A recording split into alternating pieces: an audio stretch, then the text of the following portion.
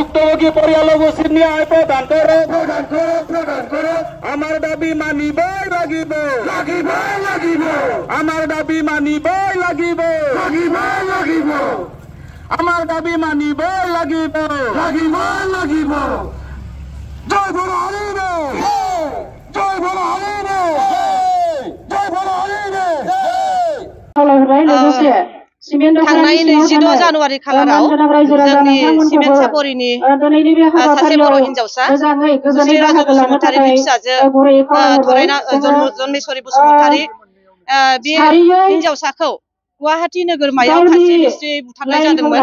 दा बे बुथारनायनि हेंथायै जोङो जोंनि खुद्रिसारनायखौ दिन्थिनो थाखाय दिनै बे हाबाफारिखौ जोङो लादों। जोंबो हानजा सुरनाय जोंनि खुद्रिसारनाय जोंनि दाहा फोरमायनाय आरो प्रशासननि फारसे दाबि माखासे दैखांनानै जोङो दिनै बे हाबाफारिखौ लानाय जादों। जोङो दिनै बुंगोन जे जोंनि जाय हिन्जावसा जन्मेश्वरी बसुमतारि बे जन्मेश्वरी बसुमतारिया थांनाय जानुवारि दाननि 21 खालाराव गुवाहाटीयाव गाव सिगाङाव थाबोनाय जायगायाव गावनि पेन कार्ड थाबोदों होननानै बेखौ लायनो होननानै थांदोंमोन होनना फोरमायदों न'खरनि मानसिनि बुंनाय बायदिब्ला। दा बेखौ लायनो थांनानै 21 खालाराव थांनानै बियो 22 खालाराव जेब्ला सहैयो 22 खालाराव सहैनाय उनाव जों मिन्थिनाय बायदिब्ला बै जाय हौवासा जाय बेखौ बुथारनाय दिनै जेलाव थांनो हाबाय इन्द्रजित फाइट होननाय सिलापथारनि बियो नतुन मिसिंगाव होननाय गामिनि। दा बियो बेखौ गावनि थाग्रा खथायाव लांनानै दोनहैदों होननानै जों मिन्थिनो मोनदों 22 जानुवारि खालारनिफ्रायनो। दा 22 जानुवारि खालाराव लांना दोनहैनायनि उनावनो जोङो दा थांनाय 22 जानुवारि खालाराव बै हिन्जावसाया सानजौफुनि 12:42 गावनि न'खराव बिमाजों रायलायहरदोंमोन जे आयै आं दा मोनायाव ट्रेन गाखोनानै न'आव थांसिगोन होनना फोरमायहरदोंमोन। नाथाय बेबायदि फोरमायहरनायनि उनावनो 2 रिंगासो समावनो दान्दिसे उनावनो बै हिन्जावसाखौ गावनि जिउखौ गाव फोजोबना लाबाय होननानै गुवाहाटीनिफ्राय खौरां न'सिम दैथायहरनाय जादोंमोन। दा बेवहाय गोमोनाय मोनदों न'खरनि मानसिया जे जाय गथ'आ न'आव फैसिगोन होननानै दसे समनि सिगाङाव फोरमायहरदोंमोन बे गथ'आ बोरै गावनि जिउखौ फोजोबनानै लानो हाथाव। बिनि रायलायनाय बिनि बुंहरनायाव बिनि माबा मोनसे गोसोआव गाज्रि जानाय बियो जे गावखौ फोजोबनानै लानो हाथाव माबा मोनसे जानानै थानाय बिनि रायलायनायाव जेबो हमदांनो हायाखैमोन होननानै न'खरनि मानसिया फोरमायदों। आरो लोगोसे बे खोथाखौबो जोङो बुंबावनांगोन जे बेखौ जे गावनि जिउखौ फोजोबना लादों होननानै बुंदों सुइसाइड होननानै बुंदों। नाथाय बेखौ जोङो सुइसाइड नङा होननानै जोङो रोखायै जोङो बुंनो हागोन। मानोना बेहाय सुइसाइड जानायनि जेबो फोरमान बेयाव दिन्थिनायखौ जोङो नुनो मोनाखै, दिन्थिनो हायाखै। बेखौ सुइसाइड फासि नांनानै थैदों होनदों, नाथाय फासि नांनानै थानाय बिसोरो सावगारिबो लानानै जोंनो दिन्थिनो हायाखै। आरो बेखौ बैसाङाव फुथुनानै दोननाय अबस्थायावसो बेखौ दिन्थिनो हादों। एबा फासि नांदोंब्ला बेयाव फासि नांनायनि माबा मोनसे दिरुं एबा माबा मोनसे जि फासि नांथाव बेफोरबायदि बेसादफोर बिसोरो दिन्थिनो हायाखै, फोरमान जेबो होनो हायाखै। जोङो मिन्थिनो हानाय बायदिब्ला बिनि सेराव गांसे टावेलल' दङ होननानै जों मिन्थिनो हादों।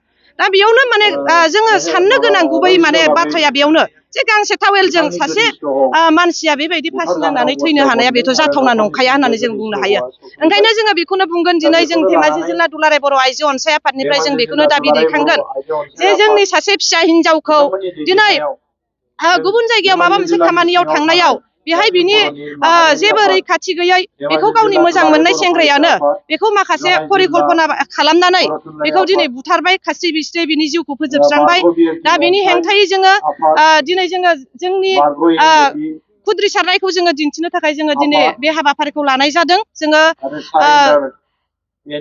नैबे हाबाफारिनि गेजेरजों जोङो आसामनि चिफ मिनिस्टारनिसिमबो जोङो बेखौनो फोरमायहरनो सानोदि जे बै जाय दायनिगिरि दिनै जोङो मिन्थिनो मोनदों दायनिगिरिखौ दिनै पुलिसा हमबाय, जेलाव लांबाय आरो जेलाव लांखांनायनि उनाव बिनि गुबै साजाया मोननांगौआ ओरैबायदि साजा होनांगौ जाहाथे जायबायदि साजाखौ होयोब्ला इयुनाव बेबायदि आरो गाज्रि खामानिखौ मावनो रावबो सुबुङा आवगायनो माने गोहो मोना।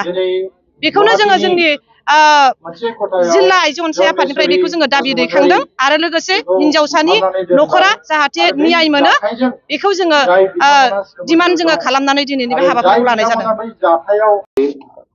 20 তাৰিখে এইটো ঘটনা সংঘটিত হ'ল জমেশ্বৰী বসুমতাৰীৰ লগত জমেশ্বৰী বসুমতাৰীৰ লগত সেই ঘটনাটো আমি তেখেতলৈ গভীৰ শোক প্ৰকাশ কৰিছোঁ আৰু তেখেতৰ পৰিয়ালবৰ্গলৈ আমি ছাত্ৰ সন্থাৰ তৰফৰ পৰা গভীৰ সমবেদনা জ্ঞাপন কৰিছোঁ আৰু এইখন চৰকাৰক এটা কথাই ক'ব বিচাৰোঁ আজি ঘটনা হৈ যোৱা আজি 4-5 ঘণ্টা ক্ষমা কৰিব আজি 72 ঘণ্টা উকলি যোৱাৰ পিছতো চৰকাৰখনে আজিলৈকে কিন্তু ইয়াৰ কোনো ন্যায়িক তদন্ত ঘোষণা কৰা নাই গতিকে আমি এটা কথাই ছাত্ৰ সন্থাই সকীয়াই দিব বিচাৰিছোঁ যেতিয়ালৈকে ন্যায় নাপায় তেতিয়ালৈকে এই আন্দোলন কিন্তু অব্যাহত থাকিব এই অব্যাহত থাকিব আন্দোলন এই আন্দোলনৰ পৰা এটা কথা আমি শুকুৱাই দিব বিচাৰিছোঁ চিমেণ্ট চাপৰিৰ পৰাই এটা কথা আমি কৈছোঁ যে চৰকাৰখনক এনেকুৱা ধৰণৰ ঘটনা প্ৰায় সংঘটিত ল'বলৈ ধৰিছে গতিকে এনেধৰণৰ ঘটনাবোৰৰ পৰা আমাৰ উঠি অহা প্ৰজন্মই যে এটা শেষ পৰ্যায়লৈ গৈ আছে এটা আজি শিক্ষা বিভাগটোৰ লগত জড়িত হৈ গুৱাহাটীত প্ৰায় তেনেধৰণৰ ঘটনাবিলাক আমি সংঘটিত হোৱা দেখিবলৈ পাইছোঁ আৰু অতি শীঘ্ৰে এই ঘটনাৰ ওপৰত ন্যায়িক তদন্ত ঘোষণা কৰি পৰিয়ালবৰ্গক আমি পৰিয়ালক আমি সন্তুষ্ট দিবৰ বাবে শান্তি প্ৰদান কৰিবৰ বাবে আমি আহ্বান জনাইছোঁ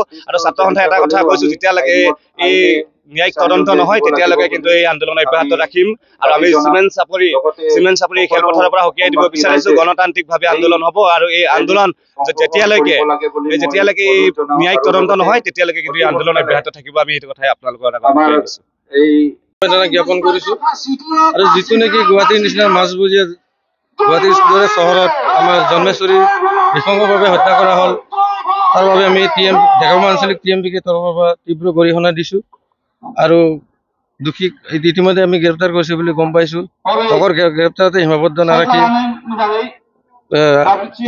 উচিত তদন্ত কৰি দোষীক কঠোৰ শাস্তি দিব লাগে আমি TMPকে তৰফৰ পৰা দাবী কৰিছোঁ আৰু আমাৰ যোনটো বিজেপি চৰকাৰৰ বেটি বাচাও বেটি পঢ়াও এই প্ৰতিশ্ৰুতি পালন কৰোঁ বুলি আমি TMPকে তৰফৰ পৰা আশাবাদী